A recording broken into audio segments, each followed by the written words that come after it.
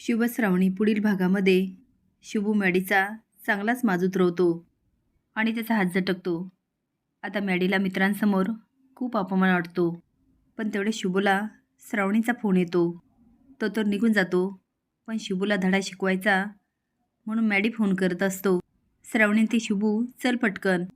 तो मॅडम आपण कुठे चाललो ते तरी सांगा. ती म्हणते अरे तू चल पटकन, चल चल गाडीत बस. तो ठीक आहे.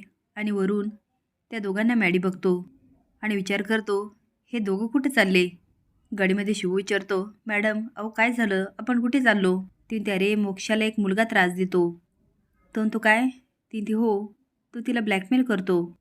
इकडे मॅडी जातो आणि नंदाकाला सांगतो. नंदाका म्हणते काय.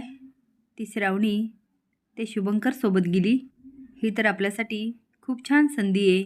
मॅडी स्माईल करतो आणि नंदाका विशंबरकडे जाते आणि म्हणते विशंबर माझी एक इच्छा होती.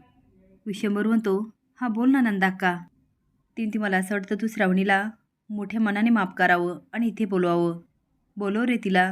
विशंबर म्हणतो ठीक आहे अपर्णा जा आणि श्रावणीला घेऊन ये. हे ऐकून अपर्णा खूप खुश होते आणि म्हणते होय भैयासाहेब. इकडे श्रावणी आणि शुभू एका ठिकाणी पोचतात. शुभू म्हणतो मॅडम अहो आपण कुठे आलो. ती म्हणते अरे तो मुलगा इथेच आहे आणि आज त्याला चांगला धडा शिकवायचा, म्हणजे यापुढे तो मोक्षाला कधीच ब्लॅकमेल करणार नाही. अपर्णा श्रावणीच्या रूममध्ये जाते. तिला कुठेही श्रावणी दिसत नाही.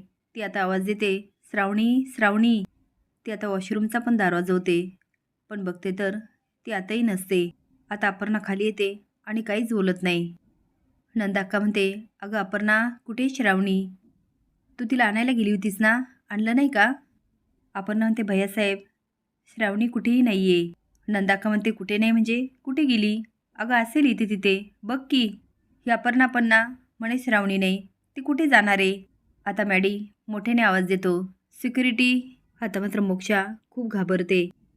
आता सिक्युरिटी पळत येते आणि मॅडी विचारतो श्रावणी मॅडम कुठे कुठे बाहेर जाताना बघितलं का. तो श्रावणी मॅडम आणि शुभू गाडीतून बाहेर गेले. आता मॅडी शॉक लागल्यासारखा मोठ्याने ओरडतो काय. विशंबरला मात्र खूप राग येतो आणि तो म्हणतो ही मुलगी ना सतत काही ना काही गोंधळ घालते. पहिले तर नंदाका गालातल्या गाला स्माईल करते आणि नंतर म्हणते विशंबर ही श्रावणी ते शुभंकर बरोबर कुठे गेली असेल. ते दोघंजण हल्ली जरा जास्तच एकत्र राहतात. आता मात्र विशंबरच्या चेहऱ्यावरचे रंगच उडतात. आता तर मॅडी पण फुगून देत असतो आणि नंदाक्का पण. तर तुम्हाला काय वाटतं विशंबर शुभूची बाजू घेईल का, हे कमेंट बॉक्समध्ये नक्की सांगा. नवीन अपडेट जाण्यासाठी लाईक आणि सबस्क्राईब करा. धन्यवाद.